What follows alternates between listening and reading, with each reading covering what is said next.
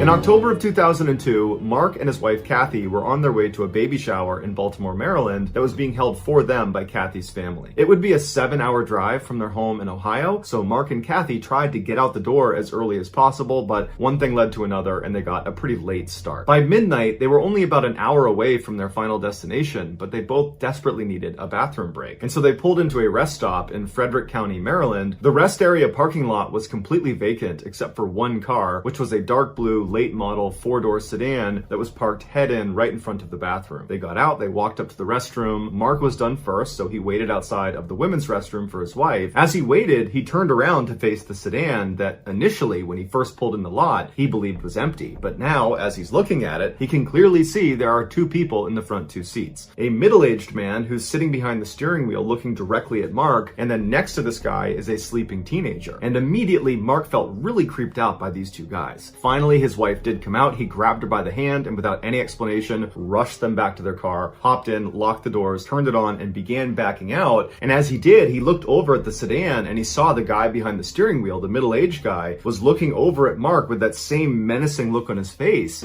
Mark also noticed there was something odd about the sedan's trunk. There was a fist-size hole right above the license plate where you would normally put the key inside of. And after Mark and Kathy sped out and were back on the highway, Mark explained to Kathy that there were actually two people inside of that sedan, and they really creeped him out. By the time the couple got to the baby shower in Baltimore, they had completely forgotten about their experience at the rest stop. The baby shower went well, and before long, Mark and Kathy were back home in Ohio. About a week later, the couple was watching TV in their home when a breaking news bulletin came across, and it showed a reporter who was standing at the exact same rest stop that they had stopped in, and behind them was the same late model sedan that they had seen. The headline of this special news bulletin was DC caught. It would turn out that middle-aged man sitting in the driver's seat of the sedan staring at Mark was none other than John Allen Muhammad, and the guy next to him, the teenager who was sleeping, was Lee Boyd Malvo. These were the two men that were responsible for the highly coordinated 3-week-long attack that left 10 people dead in the Washington, D.C. area. The fist-size hole that Mark saw on the back of their trunk was what they used to shoot through because it allowed them to stay concealed in the trunk while they were shooting. Muhammad and Malvo had been using that particular rest stop in Frederick County